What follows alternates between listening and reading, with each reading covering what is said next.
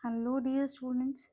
यहाँ पे enterprise performance management का यूनिट नंबर 2 जो है परफॉर्मेंस इवैल्यूएशन पैरामीटर्स, ये वैसे बहुत ही ज़्यादा इम्पॉर्टेंट है, थ्योरी के लिए भी है एंड इसके ऊपर न्यूमेरिकल्स भी आते हैं। तो 2 मार्क्स के क्वेश्चन आंसर्स अब यहाँ पे हम पढ़ेंगे। तो परफॉर्मेंस वैल्यूएशन पैरामीटर्स क्या है, ये प्रीवियसली हमने देखा कि जहाँ से फाइनेंशियल परफॉर्मेंस इवैल्यूएट होता है, ऐसे टेक्निक्स है जो इवैल्यूएट करता है कि कैसे चल रहा है कंपनी का या ऑर्गेनाइजेशन का परफॉर्मेंस। ठीक है, तो यहाँ पे 2 टाइप के परफॉर्मेंस पैरामीटर्स होते हैं, एक फाइनेंशियल होता है, एक नॉन फाइनेंशियल होता है। तो दोनों भी इक्वली इम्पॉर्टेंट है, तो इसके ऊपर अब हम क्वेश्चंस पढ़ेंगे।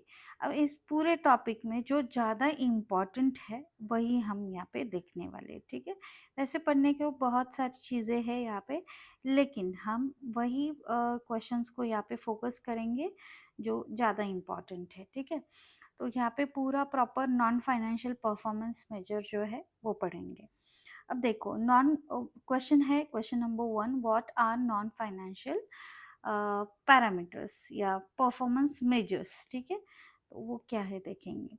Non financial performance measure evaluate performance using the qualitative and operational indicators instead of money value.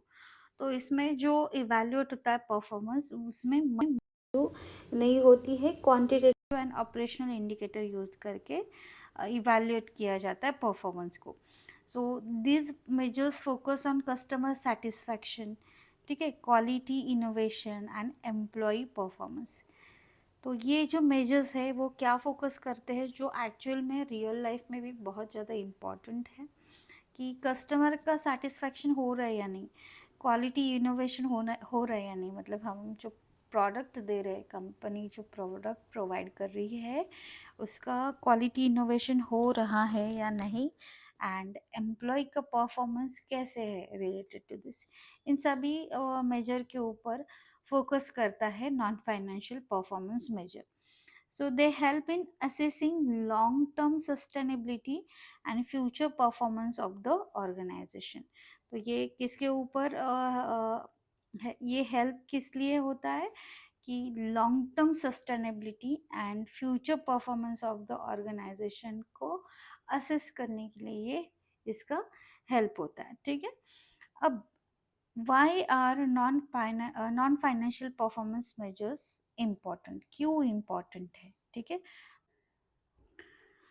देखो, नॉन फाइनेंशियल मेजर जो है are important because financial measure shows only past performance. ठीक है, फाइनेंशियल मेजर जो है वो past performance देखते हैं, क्योंकि वो जो ओल्ड डेटा है, हिस्टोरिकल डेटा, उसको ही एनालाइज करते हैं। लेकिन नॉन फाइनेंशियल मेजर जो है फ्यूचर परफॉर्मेंस पोटेंशियल भी देखता है। कैसे?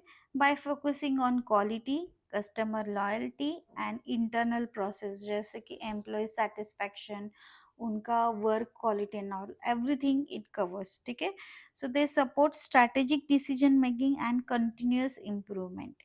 इसीलिए non financial performance measure important है। ठीक है, तो आपको क्या क्या याद रखना है कि यहाँ पे financial measure only past performance को देखते हैं, लेकिन नॉन फाइनेंशियल मेजर क्या करता है, फ्यूचर परफॉर्मेंस पोटेंशियल को इंडिकेट करता है। कैसे इंडिकेट करता है? By focusing on quality, customer loyalty and internal process.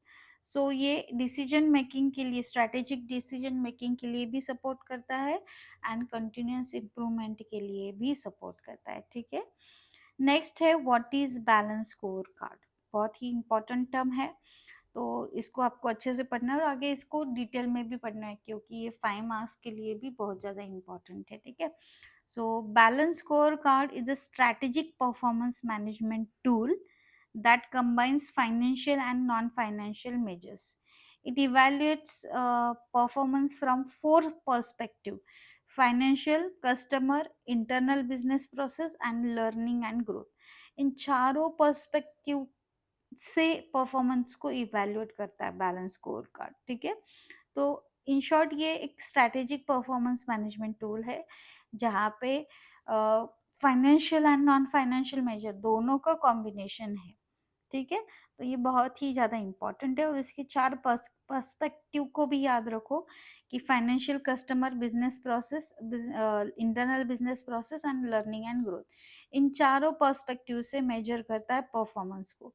So it provides a balanced view of organisational performance because it is combination of financial and non financial, दोनों measures का combination ये है। तो वेरी इंपॉर्टेंट होता है business के लिए balance score card, ये concept. Next question is state the 4 perspective of balance score card. तो हमने अभी यहाँ पे भी देखा प्रीवियस आंसर में, अब यहाँ पे देखो the 4 perspective of balance score card are financial perspective, customer के पर्सपेक्टिव से, internal process perspective and learning and growth perspective. तो इसको याद ही कर लो, बहुत ही ज़्यादा इंपॉर्टेंस है। So this perspective ensures the performance is measured holistically and not only on a financial term। तो सिर्फ फाइनेंशियल टर्म नहीं, बाकी ओवरऑल भी बिजनेस का पूरा इवैल्यूएशन इस टूल को यूज करके होता है। तो ये मैंने पहले भी बताया कि इम्पोर्टेंट टूल है बिजनेसेस के लिए बैलेंस स्कोर कार्ड। ठीक है।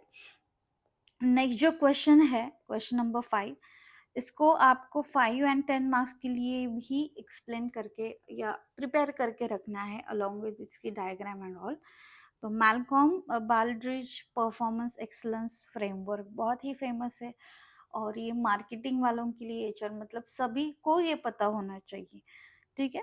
तो वो क्या है फ्रेमवर्क, वो देखेंगे यहाँ पे, शॉर्टकट में देखेंगे, आगे डिटेल में इसको 5 एंड 10 मार्क्स के लिए पढ़ेंगे। ठीक है। तो यहाँ पे देखो, the Malcolm Baldrige framework is a performance excellence model used to improve organizational effectiveness. It focuses on leadership, strategy, customer focus, measurement, workforce, operation, and results. It promotes continuous improvement and quality management. ठीक है। वो कैसे देखो, क्योंकि ये focus करता है, कहाँ कहाँ पे फोकस है इसका, कि लीडरशिप के ऊपर, स्ट्रैटेजी, कस्टमर का क्या फोकस है, measurement, workplace, operation, result, इन सभी एरिया के ऊपर इसका फोकस होता है। तो ये ऐसा फ्रेमवर्क है जो performance excellence and organisation effectiveness improve करने के लिए यूज किया जाता है। ठीक है। It promotes continuous improvement and quality management, continuous improvement and quality management को भी प्रमोट करता है। ये शॉर्टकट इतना इनफ है। ठीक है, क्योंकि इसमें बहुत ज़्यादा है पढ़ने के लिए, लेकिन 2 मार्क्स के लिए आप इतना भी लिखेंगे तो भी चलेगा। ठीक है। नेक्स्ट क्वेश्चन जो है यहाँ पे, what is strategic business unit, SBU क्या है। ठीक है। तो मोस्टली यहाँ पे शॉर्ट फॉर्म में यूज होता है SBU। तो SBU मतलब स्ट्रैटेजिक बिजनेस यूनिट है।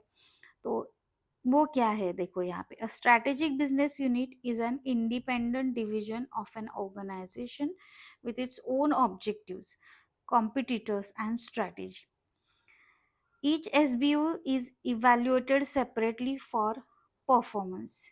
SBUs help large organizations manage diverse businesses effectively. तो हम इसे क्या कह सकते हैं कि ये एक इंडिपेंडेंट डिवीजन होता है ऑर्गेनाइजेशन का, जिसके खुद के ऑब्जेक्टिव्स होते हैं, कॉम्पिटिटर्स एंड स्ट्रैटेजी होती है। तो इसका परफॉर्मेंस अलग से सेपरेट इवैल्यूएट किया जाता है हर SBU का। ठीक है। और SBU क्या होता है कि लार्ज ऑर्गेनाइजेशन मैनेज करना इफेक्टिवली हेल्प करता है। मतलब हम बिजनेस को डिवाइड करते हैं अलग अलग यूनिट में, स्ट्रैटेजिक बिजनेस यूनिट में। ठीक है। तो ये है SBU। नेक्स्ट है, explain the need of measuring SBU level performance. SBU level performance measure करने के लिए क्या मतलब, व्हाट इज द नीड, वो हमें यहाँ पे एक्सप्लेन करना है। देखो, measuring SBU level performance helps in evaluating contribution of each unit to organisational success, क्योंकि हर एक यूनिट बिजनेस के लिए, बिजनेस के ग्रोथ के लिए बहुत ज़्यादा इम्पॉर्टेंट है। ठीक है। कोई ग्रो कर रहा है और कोई डाउन हो रहा है तो फिर बिजनेस प्रॉपर नहीं होगा। तो हर एक बिजनेस यूनिट का परफॉर्मेंस इवैल्यूएट करना जरूरी है। ठीक है। तो यहाँ पे फिर से पढ़ेंगे, measuring SBU level performance helps in evaluating contribution of each unit to organizational success. It supports resource allocation, strategy planning, and accountability. ठीक है. It also helps top management compare performance of different SBUs. ठीक है. तो top management को decide करना होता है कि कौन सा एसबीयू प्रॉफिटेबल है, कौन सा नहीं है, कौन से ऊपर ज़्यादा खर्चा करना है या ग्रो करना है, कौन सा निकाल के देना है. तो ये सब अगर आप मेजर करेंगे तो ही पता चलेगा हर एक स्ट्रैटेजिक बिजनेस यूनिट को. ठीक है. Next is what is goal congruence. बहुत ही ज़्यादा इम्पॉर्टेंट कॉन्सेप्ट है गोल कॉन्ग्रुएंस, और ये इम्पॉर्टेंट भी है. तो ये टर्म आप लोग अच्छे से याद ही कर लो. ठीक है. गोल कॉन्ग्रुएंस. गोल कॉन्ग्रुएंस क्या है? Refers to alignment between individual goal and organisational goal. देखो कैसे है कि जब कोई एम्प्लॉय किसी कंपनी में, ऑर्गेनाइजेशन में काम करता है, तो ऑर्गेनाइजेशन का जो गोल होता है उसके लिए काम करना एम्प्लॉय या इंडिविजुअल का गोल होता है. तो वो एक्चुअल में अलाइंड है या नहीं, वो देखना मतलब है गोल कॉन्ग्रुएंस. ओके. तो goal congruence is refers to what? Alignment. Alignment between individual goals and organisational goals. ठीक है. इंडिविजुअल गोल्स को ऑर्गेनाइजेशनल गोल के साथ अलाइन है या नहीं, इसको देखना, या ये जो कॉन्सेप्ट है वो है गोल कॉन्ग्रुएंस. ठीक है. It ensures that actions taken by the managers and employees supports to overall organisations objective. तो इसमें देखा जाता है कि जो भी एक्शंस मैनेजर्स ले रहे हैं या एम्प्लॉयज ले रहे हैं, वो बिजनेस का जो या ऑर्गेनाइजेशन का ओवरऑल ऑब्जेक्टिव जो है उसके साथ अलाइंड है या नहीं, या उसके लिए वो एक्शंस हो रहे हैं या नहीं, ये इसे चेक करता है, इंश्योर करता है. ठीक है. Proper performance evaluation and incentive systems help to achieve goal congruence. तो गोल कॉन्ग्रुएंस कैसे मैनेज होता है?